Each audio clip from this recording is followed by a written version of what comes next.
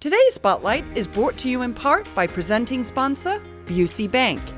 Busey, your dream, our promise.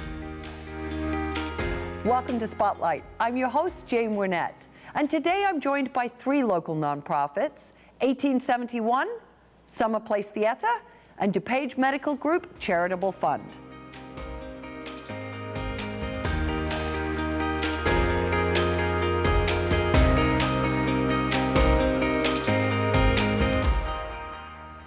You're watching Spotlight, and joining me now from 1871 is their CEO, Betsy Ziegler. Betsy, welcome to the show.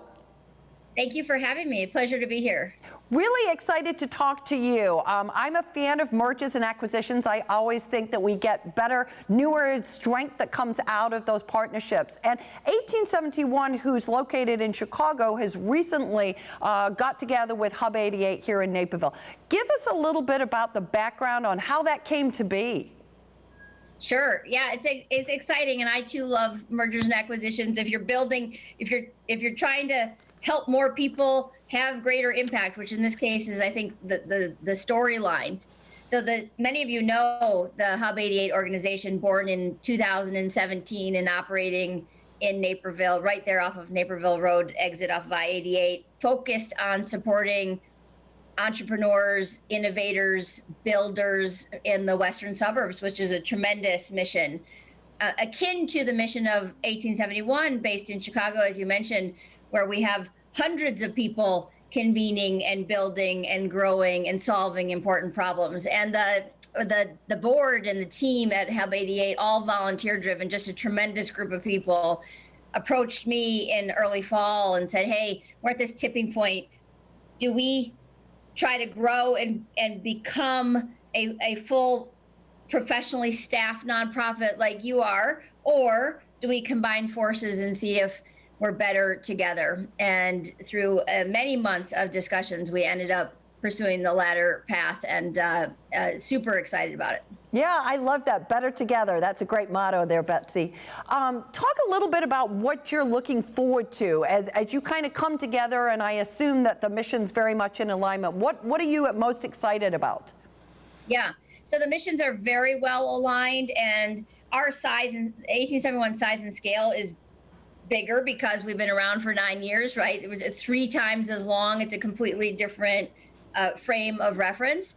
I think the things that I'm most excited about this are the deeply technical focus of Hub 88 and their board and their advisory board. They've got this tremendous series that many of you have probably tapped into, that's on tech trends that they tackle one a month, right? Just phenomenal. I'm really excited about connecting that to the now bigger community. I'm also really excited about taking the community that's been engaging at Hub 88 and showing them everything that 1871 can support them on, and our structured curriculum, our set of events, right? This language we've been using is the power of and. How do we take this and add it to this, and combined we're better? I mentioned better together a second ago, but it's that theme of there's newness in both places that we can expose both communities to, such that we can become one larger community representing the Chicagoland area, DuPage County, the western suburbs, in an effort to launch more businesses, which create more jobs. Yeah, and ultimately you're creating that larger network, right? That larger geographic footprint, and bringing people with different levels of expertise that just maybe happen to live geographically in different places, right? Right, and exactly. And with the past year that we've all lived through, we know that you can engage in a distributed fashion. And so this idea that there might be awesome things happening in Naperville that I live in Evanston, right? That's a tough commute to do every single day, but I can plug in virtually. Or if I live in Naperville and it's tough for me to get downtown Chicago, same thing. Like, how do we also, with all these great programmatic and event-based assets, attach technology to it such that it doesn't matter where you are you should be able to plug in this tremendous community. Well, and you sort of talked about that a little bit with the two spaces, because, obviously we've seen a lot in the last 14 months in terms of co-working spaces, right? And, the whole workforce has realized that, gosh, maybe we don't all have to be physically located in the same place at the same time. How is that going to be impacting your work, Betsy? Yeah, it's a super interesting question. I don't know if I have perfect answers for it. I can give you some of our hypotheses. So we are a believer that the office is still a place that people will come to. We just don't think that people are going to come all the time. So I think most people will be in some of the time. And I say that for my own team, as well as the community that convenes at the Hub 88 location or at the downtown 1871 location. Bigger organizations are reimagining their footprints, and their footprints might shrink a little such that they feel like, well, hey, we can now fit inside of the structure that's 1871, and we want to be part of that vibe. We want to be part of that energy, that culture. That would be amazing. We offer tremendous flexibility for people. So I think the co-working spaces in general will be a net winner. 1871 and Hub 88 are, yes, we have shared space environments, but we also have all these ands. Right, and the mentorship, and the network, and the curriculum, and the events, and the introductions, and all those pieces. So I think it'll be a net gain for organizations like ours. Okay. And, obviously in this last year, certain businesses have really taken off. Who really knew about Zoom before the pandemic? I'm just going to say, right. I might, and other businesses, it's been a real struggle. What do you see, Betsy? I mean, you're really in the startup business space with those little entrepreneurs. What do you see currently? Yeah, so like you said, there are some that this has been a boon for, and some that it's been a real set of obstacles. What I'll say overall, as an overarching comment about entrepreneurs and people who are builders, they see these constraints as opportunities to get better, solve the problem better. They see it as opportunity. And so no matter what, like if we, I hope this isn't true, but if we ever have to live through a year like we've had this year, I want to again be surrounded by these kinds of people, because their focus, their passion, their, what can we become versus how bad it can get is kind of the tone. So in general, that's the theme that I've seen. The companies that have really struggled have most of them have pivoted and found a different way to take what they built and solve a different problem with it. Yeah. Right. Or pair up with somebody else where they're bringing something to the table that this other company didn't have or other founder didn't have, and together they can solve this problem, a different kind of problem in a different kind of way. And so I'm very bullish on the entrepreneurs building through this crisis. I think in 5, 6, 7 years, we'll look back at this time frame and say, well, yeah, of course they're the biggest companies. They were the ones that were born during COVID. Nice. Yep. I hope that will be true, because it'll be good for all of us if that will be true. As we close out here, Betsy, if you were to kind of sort of one thing that you would say as far as 1871 and Hub 88 really, being part of the Chicagoland recovery, what's going to be the key to that? What would you say to people? So innovation and entrepreneurship are going to be key to the recovery. If the startup engine is broken, the job creation engine is broken, full stop. If you are out there building and you're feeling like you're on your own, there is a community that you can connect to. Please reach out. You can reach out at the Hub 88 website at hub88.org or the 1871 website at 1871.com. We are here to help you. We are here to welcome you to the community and help you get your business growing and accelerating and scaling and hopefully employing lots of people. That's wonderful. Well, thank you. I am so delighted. We appreciate you coming by, and we're excited to, see where this whole partnership takes us in the next year and into the future. So thanks for coming by, Betsy. I appreciate it. Thank you. Oh, you're welcome. And if you're interested in learning more about 1871 and the work they're doing with Hub 88, please go and visit their websites. We're going to take a quick break, but stay tuned. We're coming right back with more Spotlight.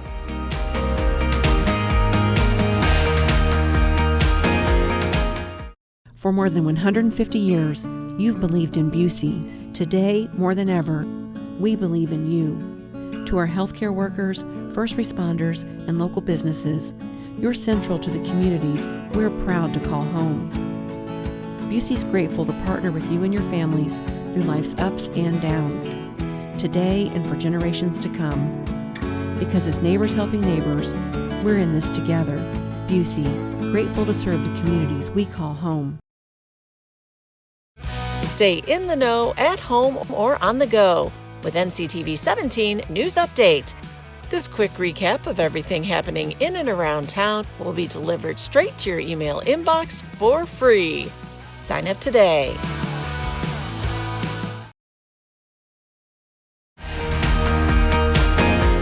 If you're just tuning in, you're watching Spotlight. I'm your host, Jane Wernette, and joining me now is Don Gingold. He's the president of Summer Place Theater. Welcome, Don. Nice to see you, your hat, and your lovely shirt.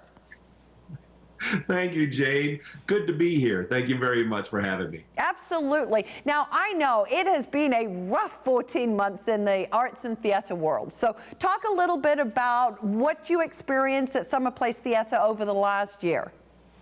It has been very difficult. The year prior to COVID, we were without a home. And so we were looking for space. Luckily, we found something which threw everybody off a bit. Then COVID hit. We were able to do one benefit show just the middle of March, just literally the week before they closed everything down. And then after that, there was nothing except a couple of virtual things. That's all we could do was go online, and we did Zoom presentations, basically. So we kind of thought about it a bit, and we said we've got to do something this year that we'll at least be able to do and bring people back to live performance. Okay, so let's talk a little bit about that. You know, summer of 2021, Summer Place Theater, what are the plans?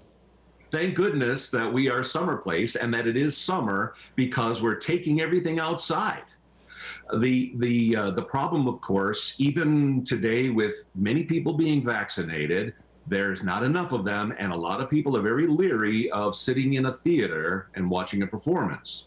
But many people feel very comfortable being outside where they can distance themselves, and there's plenty of circulation, ventilation and all, and see a performance that way. So we're going to be outside this year. Okay, and where are you going to be, Don, and what are you doing?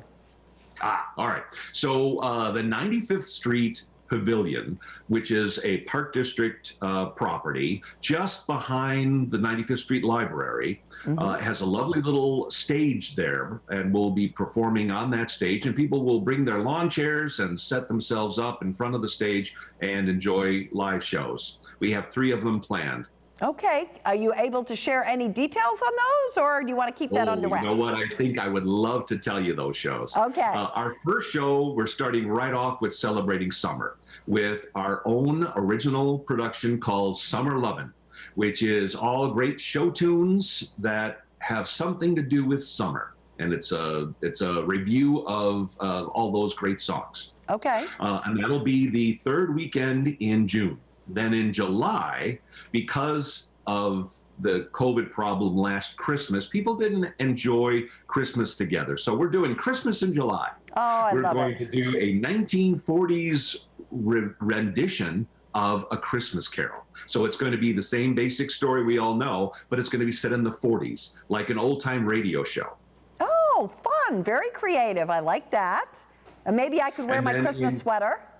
You can definitely wear Christmas. We should probably do some. That's a great idea. I think we'll have some kind of contest. But it'll be all 40s, including microphones, people reading from their scripts just like they did back in the old-time radio shows.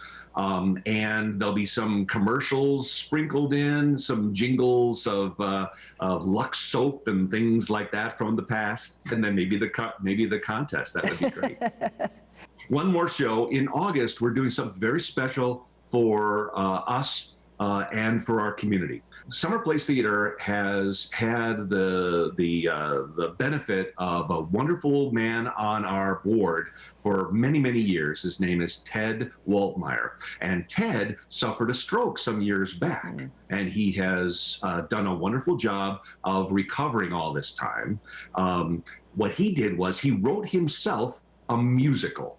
And we're performing The Mighty Ted, the story of somebody with a disadvantage who brought himself back and made it and made a good thing of it. So it's called The Mighty Ted, and that'll be in August. Lovely. Ted will be there. He's not in the show. He'll be there enjoying the show. And a number of the other people that are part of Summer Place have all been through all of this with him, and that's part of the whole show. So it's a little drama, little comedy, a bunch of songs mixed throughout.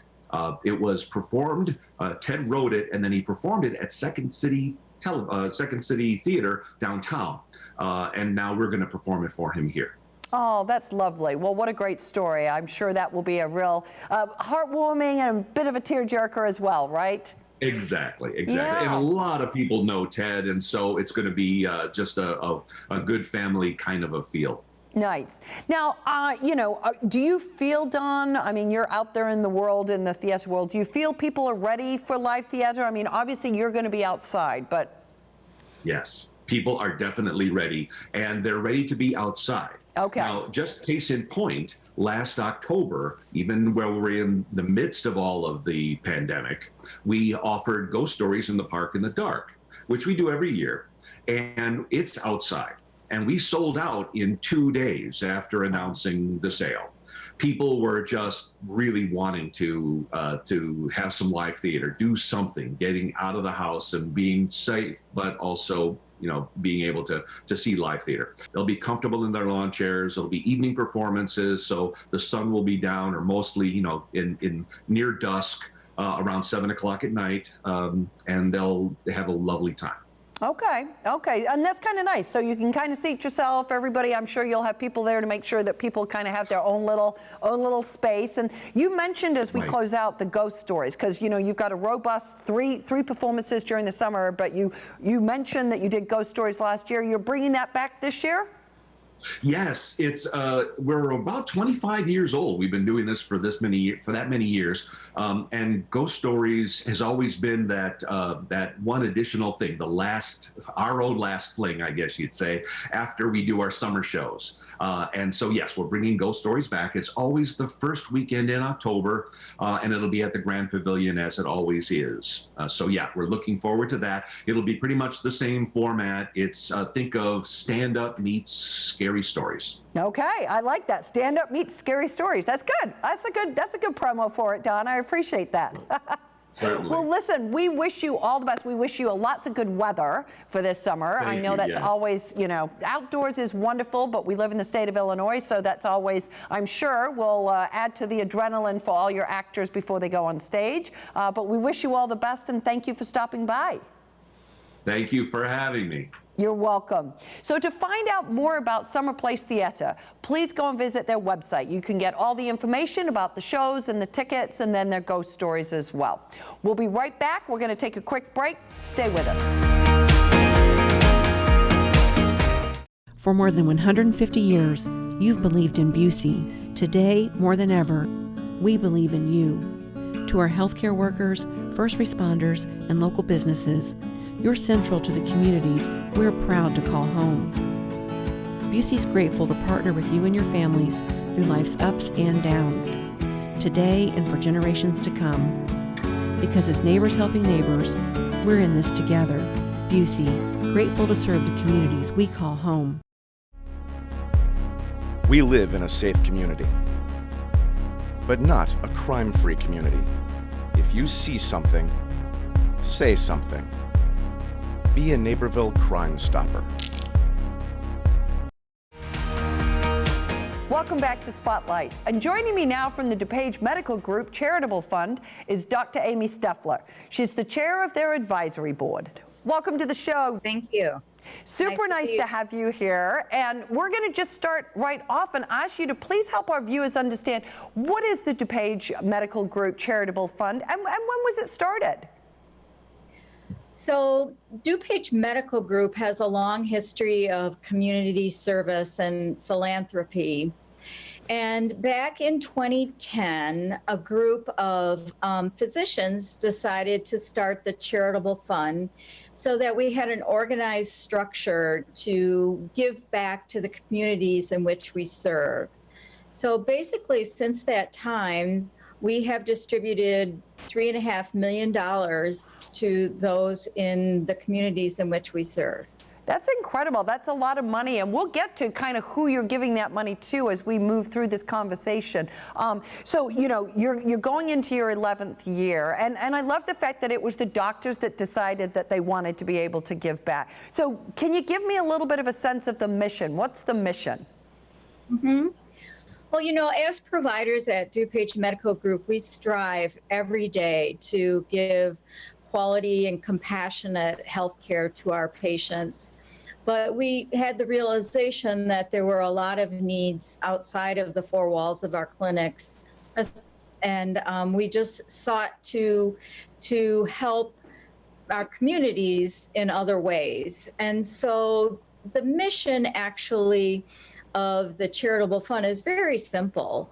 We donate money to various charities that provide food and housing and support and health care and wellness within those communities. Okay, so really you're so coming alongside those essential services, and obviously I'm sure you see lots of patients coming through your clinics that are struggling in some of those areas. Yes, and especially this year during the COVID, you know, everybody has more needs, and especially for the food and the housing, it's been, you know, hard on everybody. Absolutely, absolutely. Now, how do you raise the funds that you then turn around? I mean, over $3.5 million, I think you said. How do you raise the funds to give away? Mm-hmm. Well, the stronghold of our charitable fundraising comes from just generous donations from our physicians, our associates, our community members, our neighbors, business associates that we work with that actually donate the money. We usually have two big fundraising events every year. And this year, because of the COVID, actually both of those events, a golf outing and a care fair, were both canceled. So we had to do some creative fundraising. And I'm happy to report that we actually did raise enough money to distribute $670,000 to the agencies that had requested a grant. So, you know, that was actually more than a couple of other years in the past. So we did pretty well, and that was all just from charitable donations. That's incredible. And I think, you know, we've heard from so many people, and as much as this was a very challenging and difficult year, you also really saw the community step up in so many ways and really try to support each other and support people that were less fortunate than themselves, right? Absolutely, absolutely. Yes. Yeah. Now, you mentioned about kind of grants and how you distribute the money. Can you give us a little bit more of an idea? Grundy and Will counties. And so we have extended grant money to various organizations within the catchment area of where we see patients. Okay. So they apply for grants, and then we have an advisory board that meets. The advisory board is made up of physicians and associates and some community members that we make the decision on how to distribute the grant money. The other interesting thing about the Charitable Fund is that DuPage Medical Group actually funds all the administrative costs. So every dollar that we raise goes out to the charities. We don't have any administrative costs, which is really awesome. Yeah, that really does amplify the impact that your fundraising has, right? When you don't have to take those administrative expenses. Exactly. Yeah. Exactly. Now, I know, because we've chatted before, that volunteerism and the whole concept of volunteers is very important. The Charitable Fund comes up with all sorts of volunteer activities. Our physicians have given millions of dollars in pro bono health care to the uninsured through Access DuPage. We have actually recently in April, we did a DMG Care Week that that coincided with Volunteer Week. And we had all sorts of opportunities for those in our organization to volunteer in the community. And it really makes you see, what these organizations do day to day. And, reminds us why we do this, because these are the people that we're helping. So it's, very rewarding. Yeah, I would imagine, and seeing, I know I've spoken with Access DuPage before, and they can't say enough about the donated hours that your staff gives them and your physicians to be able to make sure that those that are uninsured are receiving the kind of help that they need and the support.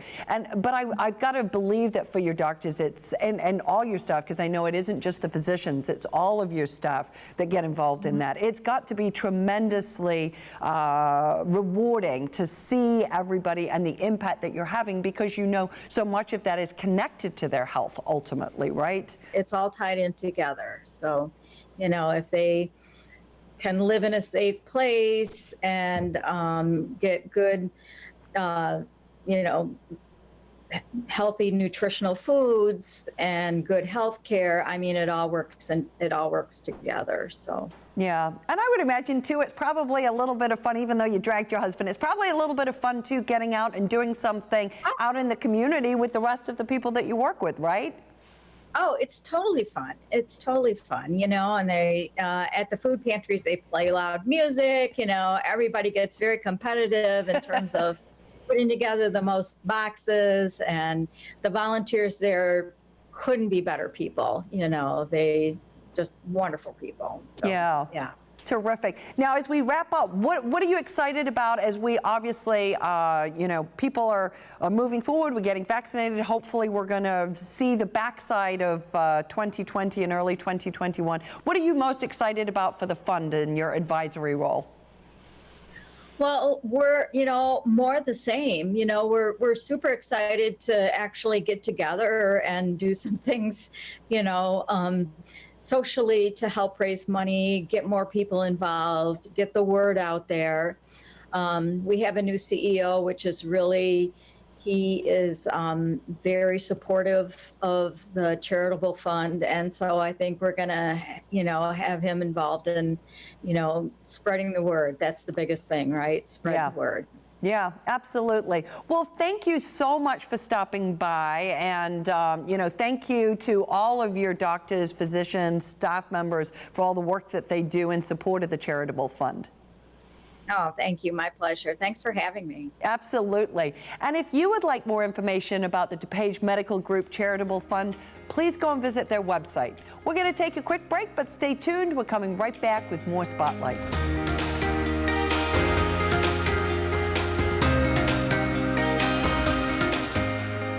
I'd like to thank all of my guests for joining us on Spotlight, and our friends at Busey Bank for their generous sponsorship of today's show. To learn more about the organizations featured on this episode, please go and visit our website at nctv17.com. And to stay informed about what's happening in our community, sign up to receive our daily news update and like and follow us on Facebook. For Spotlight, I'm Jane Wernette. Thank you for watching. Today's Spotlight is brought to you in part by presenting sponsor, Busey Bank.